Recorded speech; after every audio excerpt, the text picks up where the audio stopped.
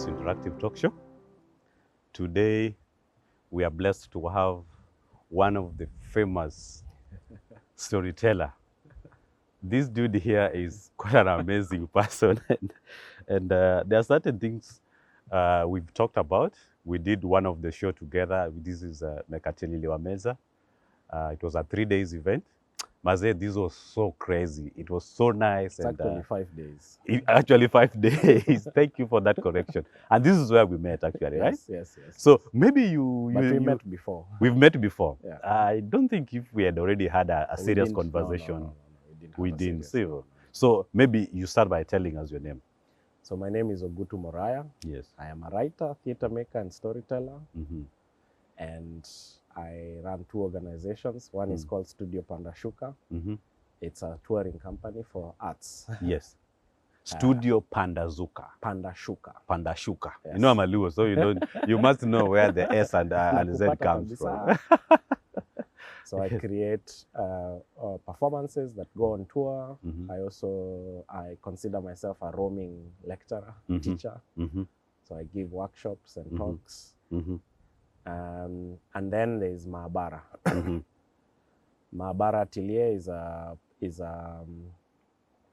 a incubator for artists. Yes. It's the ethos of Maabara is captured in the name. Yes. The direct translation is chumba cha majaribio, a room to try it out. Yes. So it's a space where we encourage artists to come together, and rather than focus on the product, they focus on the process. Oh, okay. So we produce the artist's process from how an idea or even a desire grows into an idea into a concept into research and development, research and development to production and presentation. Yeah. So how long have you been doing this?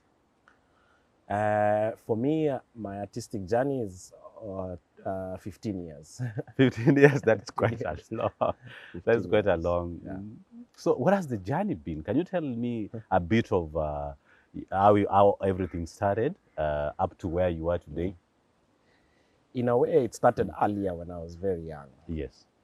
You know, the family gatherings that we would have kule mashinani kwa shosho. During holidays, Holidays, December holidays. Yeah. You were the cartoon. I was the storyteller.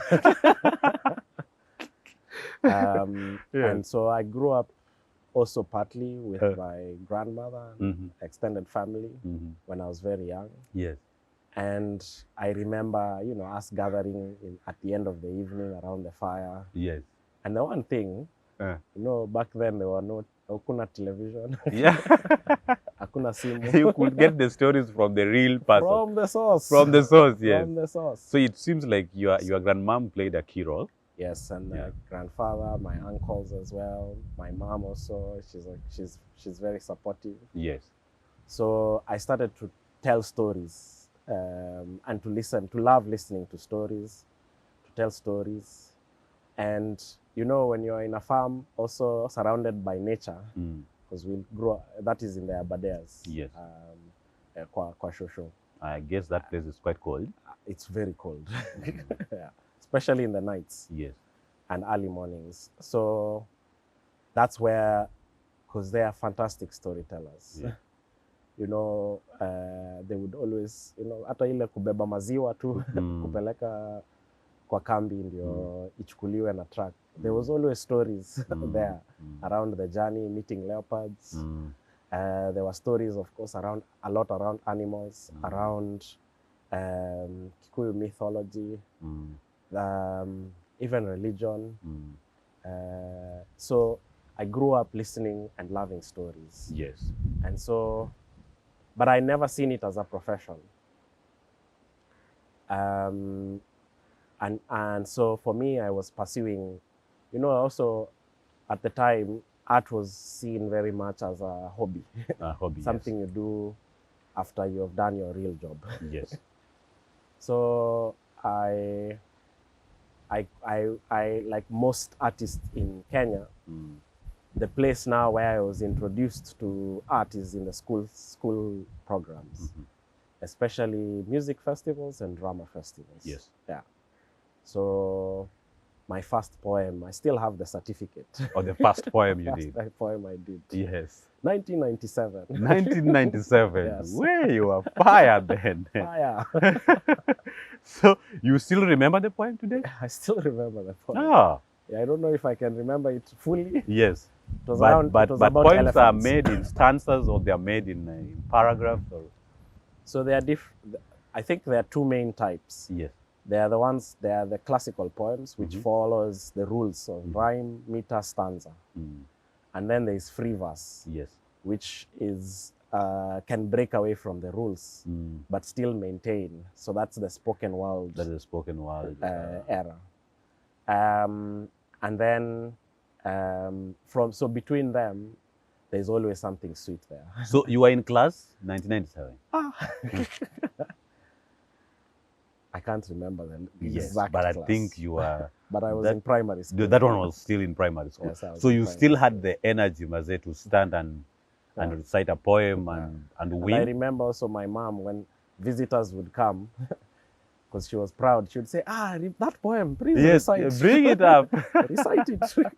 You didn't feel like you were being bullied at some point? No. I enjoyed it. You enjoyed it. The poem was about elephants. So it's called Elephant, Death Bringer. Elephant, Spirit of the Bush. With his one hand, he brings 2 trees to the ground. If he had 2 hands, he would tear the sky like an old rag. Spirit who eats thorns, palm fruits, and all. With his 4 pestle legs, he flattens the grass. An elephant is no load for an old man, not even 1997. You still cram this today. This is what made you who you are. This is what made me. This is where you can trace back your history and say, yes, this is something that opened your eyes and made and you then, realize that you exactly absolutely can be a poet. Yeah. And then in high school, I joined the drama club. Good. And the CU as well. And I was also in the leadership. Did you say you did CU? Yeah. You joined CU? Yeah. The Ogutu that I know now. Cheza chini. So you are one of the CU, but you didn't become a leader. I was in the choir. You were in the choir. And then in the school itself, I joined now the politics. Yes. Prefectship. So I was there. You are not a politician. So I also trained in oratory because I would be giving, as a school captain, I was giving speeches. Yes. You became a captain? Yes. Okay. In Nakuru High School. Nakuru High School. Yeah. Oh. And then I joined the drama club, and for me, people joined drama for different reasons. Yes. Funky. back then, but we will hope to one unit to another. But you look at where the other party joined and you say, nah. So for me, I remember going to see a rehearsals. Yes. In the school auditorium. And I remember the director giving a direction to one of the cast members. Yes. And, it's always, rehearsals are often back and forth and back and forth. And so I remember having a feeling, I was watching it from the balcony.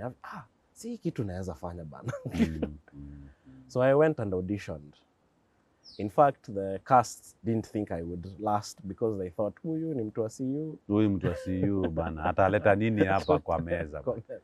Huyu si atuimbie tu sagodi hapa. But I think I just loved it. I loved being on stage, performing.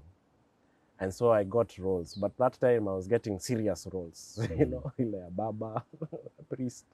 I was often the antagonist, the problem. You even made the priest. And at that time, my director didn't feel like I was, and I had not been doing storytelling for long. He didn't feel like I was suit for the role of storytelling. For the role of storytelling, yeah. But I remember even in school, in primary school, one of the lessons I loved was my Swahili teacher. And he would come to class to us and read Swahili books. And I remember that's one of my favorite reading Swahili books. Reading Swahili books. So listening and reading was part of the process. Yes. And then now, when I joined campus, I wanted to become a diplomat. Yes. And go into the world of international relations, diplomacy. Diplomacy, yeah. So that's what I studied. Yeah. And when I joined campus, I went straight and joined the drama club. The drama club, Yeah. yes. Now, at least I can see you've already known what you want in terms of drama. Yeah. And even when we finished high school, I had a friend who's very close. We would even now just finance ourselves and go and attend drama festivals, yeah. wherever they were happening. But now when I joined campus and you start to go into the professional field, yes, the style of theater that is practiced is slightly different than the one that is done in schools. In schools, exactly. In schools, there is a tendency for the performances to be very manneristic. The gestures are loud and big. You have to project your voice. Yes. There is a certain way that you speak. And when you go into now the professional industry, you have to unlearn quite a lot of that. And there, then naturalism comes in. Yeah. So wanting to portray a character in the way that they are. And by the time I was joining the industry, what was popular was comedies, especially, we called them trouser plays or kitchen theater. Or kitchen theater, yes. It's like, honey, where are my trousers? It was always stories that revolved around family drama, relationships, all those things that affect families. And so something happened that changed the trajectory of my career, which is the post-election violence. Okay. See, when we were studying international relations, of course, one of the things that... Were you studying in Kenya or you in were... Kenya, Okay, you were in Kenya. Yeah, by at that time. SIU. Okay, at SIU, yes. Yeah. But it's one thing to study conflict and it's another thing to experience it. The conflict, yes. So 2007, 2008 found me qua ground. And what happened is that in 2007, before the elections took place, there was an organization that was starting to shoot. To focus on the drama, on the shooting. No, not to shoot in terms of like to grow. Like, and that is Story Moja publishers. And they were starting their first festival in 2007. At the time, it was called the Nyamachoma Fiesta. Oh, okay.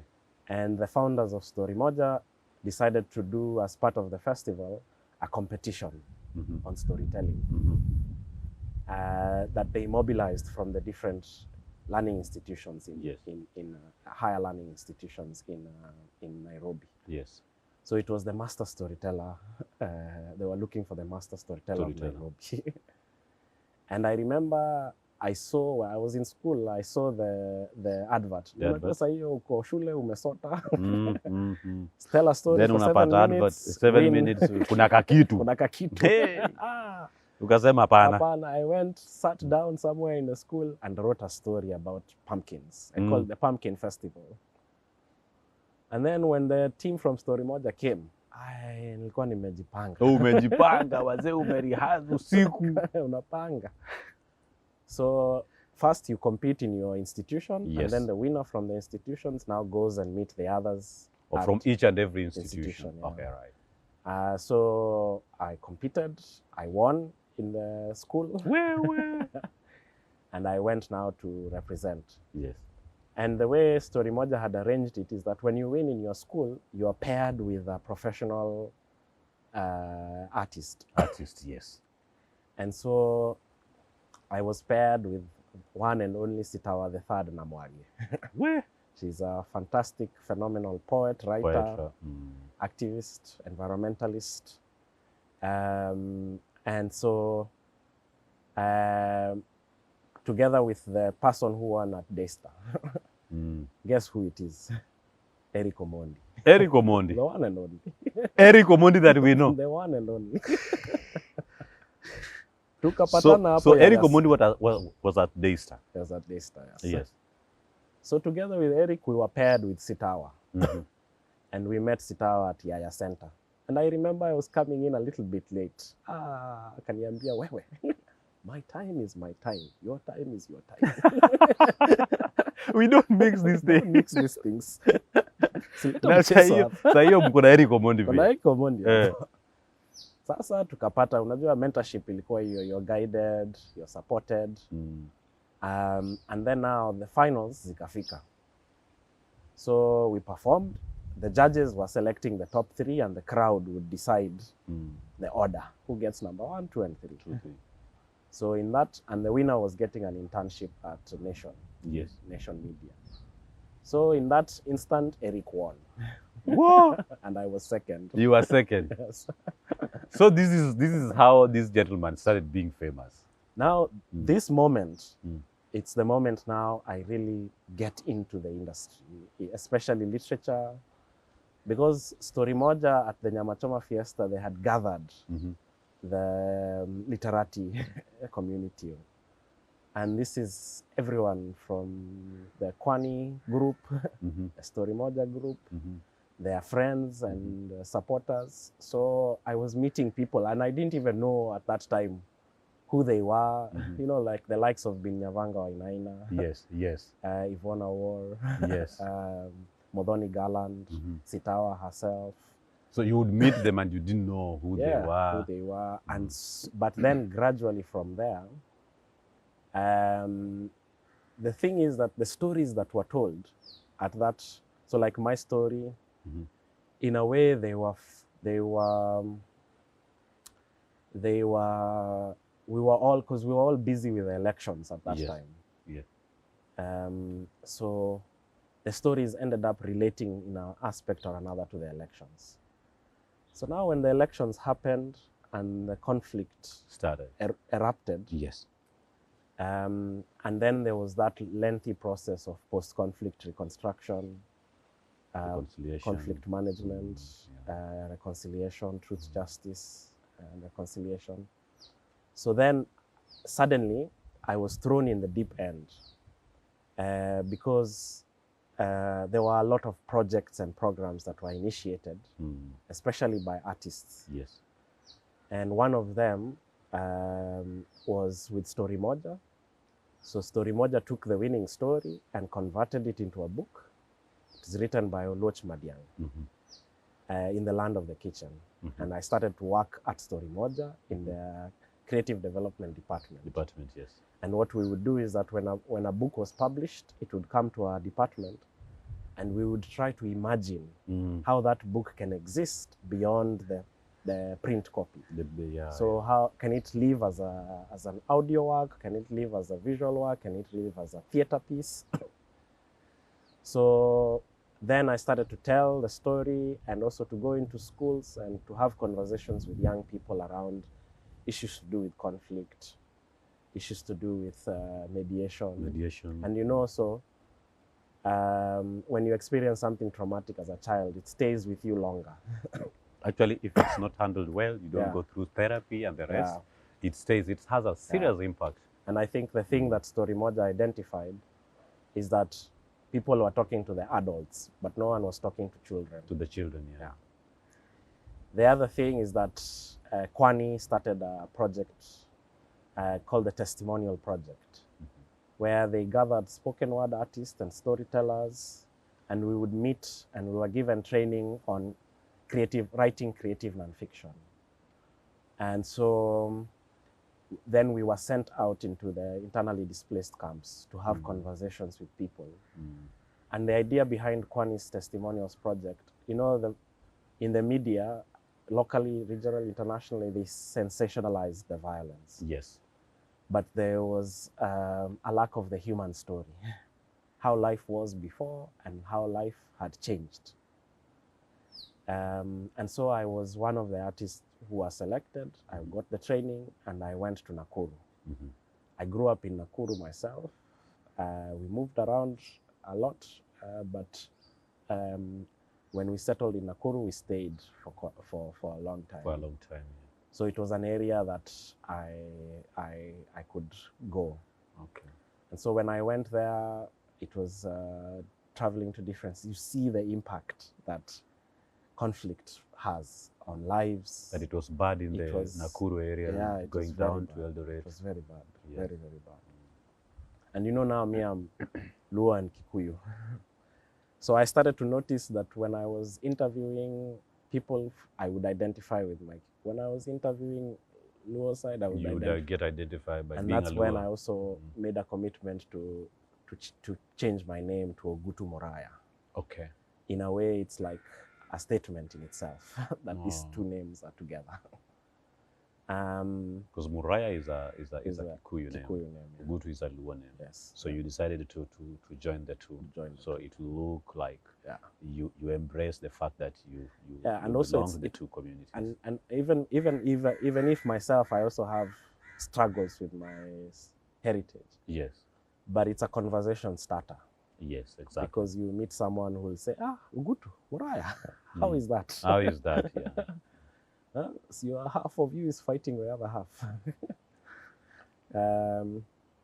So from there, there were lots of projects from concerned Kenyan writers who started. Kwani also had Kenya Burning. There was the likes of the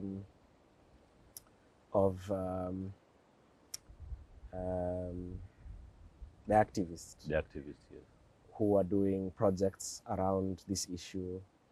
So I got, in a way, I entered into the art scene through the post-election, the aftermath of the post-election. Okay. And then now from there, I started to work in the literature scene and study. And study again. Okay. So I would take night and weekend classes, and during the day I would work. Okay.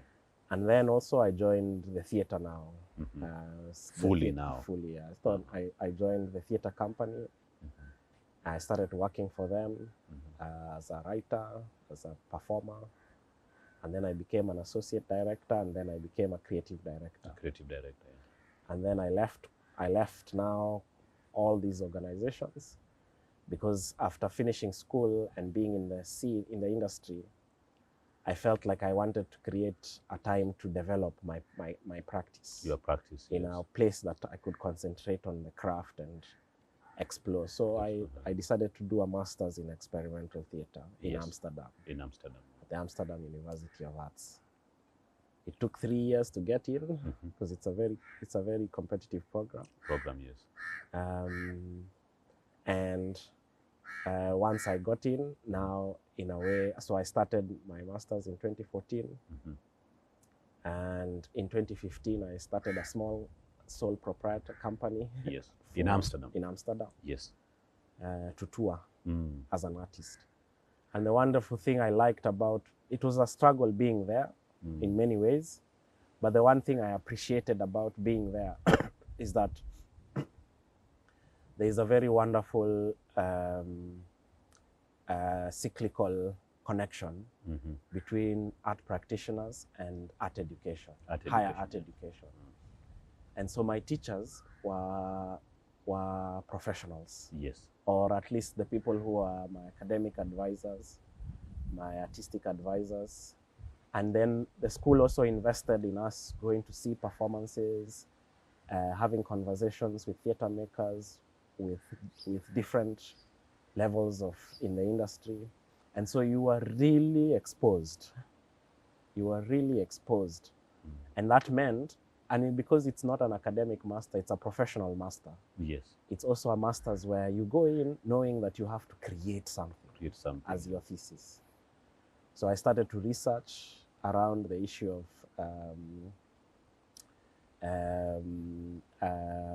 the relationship between culture and colonization. And specifically looking at not a festival, but a congress. Yes. That took place in Paris in 1956. It was the first congress of writers, artists, thinkers, theologians, philosophers of African descent meeting at the Sorbonne in September of 1956. It was spearheaded by the West African intellectuals that started the Negritude movement. The likes of Chekata Diop, the first president of Senegal,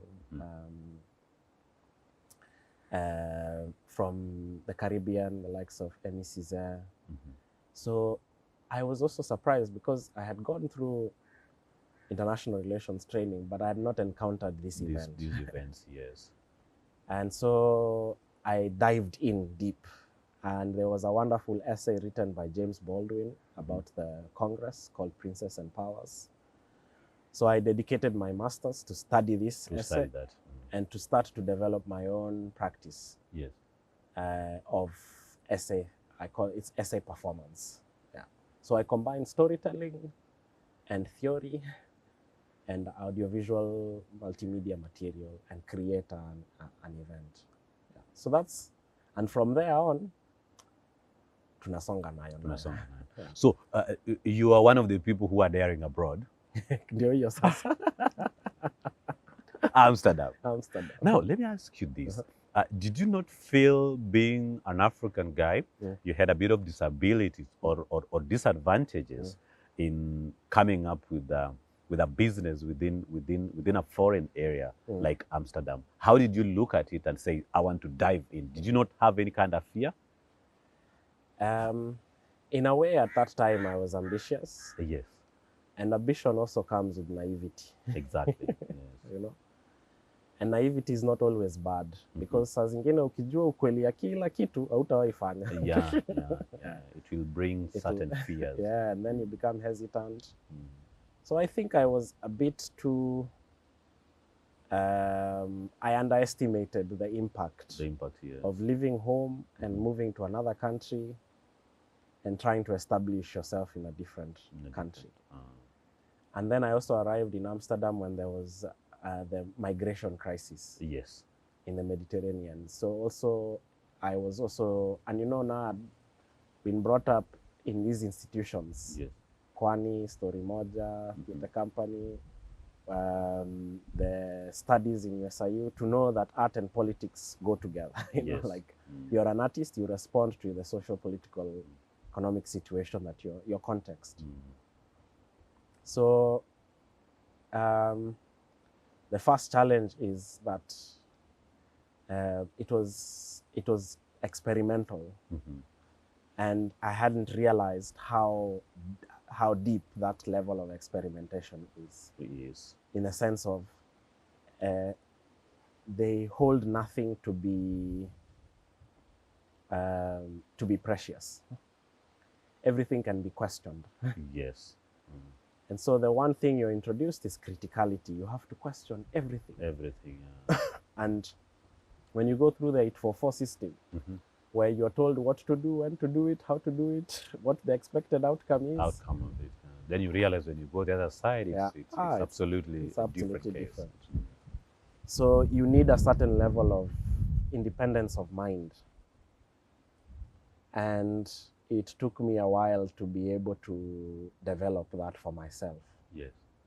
And then I also didn't handle well the foreignness, the weather, the issues to do with needing to apply for your documentation to prove and validate your existence in order to get your paperwork.